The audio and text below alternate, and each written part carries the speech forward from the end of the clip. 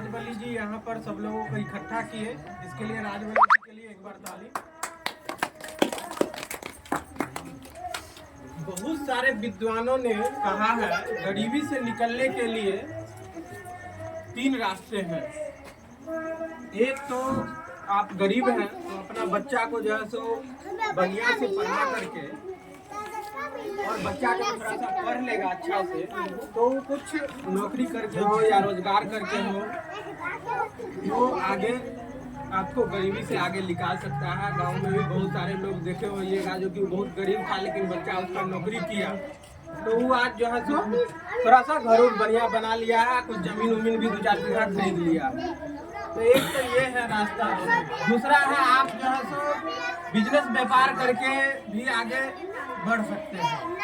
अगर बच्चा नहीं पढ़ लिख रहा है, पढ़ने वाला अब नहीं है तो वो लोग बिजनेस व्यापार करके आगे बढ़ सकते हैं। तो बिजनेस व्यापार करने के लिए भी तो पूंजी चाहिए, तो पूंजी कहाँ से आएगा? तो इसमें जैसे कि जनसुराज में अभी राजबली जी ने बताया है कि महिलाओं के लिए जो है सो सस्ता ऋण 4% पर मुहैया कराया जाएगा। तो महिला जो है सो अपना कुछ रोजगार अपना करने के लिए मान लीजिए दुकान खोलती है या कुछ का यहाँ प्रोडक्शन होता है, जो चीज़ यहाँ खपत होता है, सपोज करिए भोज में ही खपत तो पापड़ होता है लेकिन पापड़ क्या कहीं आपको बनते हुए नजर आया है गांव में?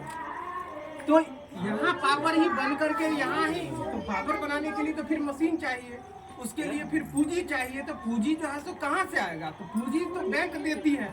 तो बैंक तो सरकार का कहना मानती नहीं है। जैसे सरकार का कहना अभी जो है सो बीडीओ सीओ कोई नहीं मानता है, अपना जैसे मन होता है वैसे चलाता है, उसी तरह बैंक भी मैनेजर अपना नहीं बात मानता है। तो एक अच्छा सरकार को लाने की जरूरत है। तो दूसरा तो हो गया जो कि बिजनेस व्यापार करके आप ये कर सकते हैं। तीसरा है खेती। तो बहुत सारे लोग के पास खेती होगा लेकिन खेती में कैसे लॉस होता है वो तो बताया ही है। इसमें अंतिम में जो है खेती से रिलेटेड है जो कि जो लोग किसान हैं जिनके पास 2 बीघा 5 बीघा जमीन है तो उसमें मजदूर लगता है। तो मजदूर जो लगता है उसको मनरेगा के तहत जोड़ करके आपके खेत में मजदूरी करेंगे, लेकिन आप जो अटेंडेंस बना करके दीजिएगा जो कि हम साल भर में 5 बीघा जमीन में जिस तरह से डीजल अनुदान मिला था, कैसे डीजल अनुदान मिलता था जो कि आपके पास 2-4 बीघा जितना जमीन का आप रसीद देते थे उतना का पैसा आपके खाता में दे देता था। उसी तरह से जो है जितना आपको मजदूर लगेगा साल भर में खेत पर, तो एक खेती में तो एक हिसाब किताब होता ही है जो कि इतना बीघा में इतना मजदूर लगना है।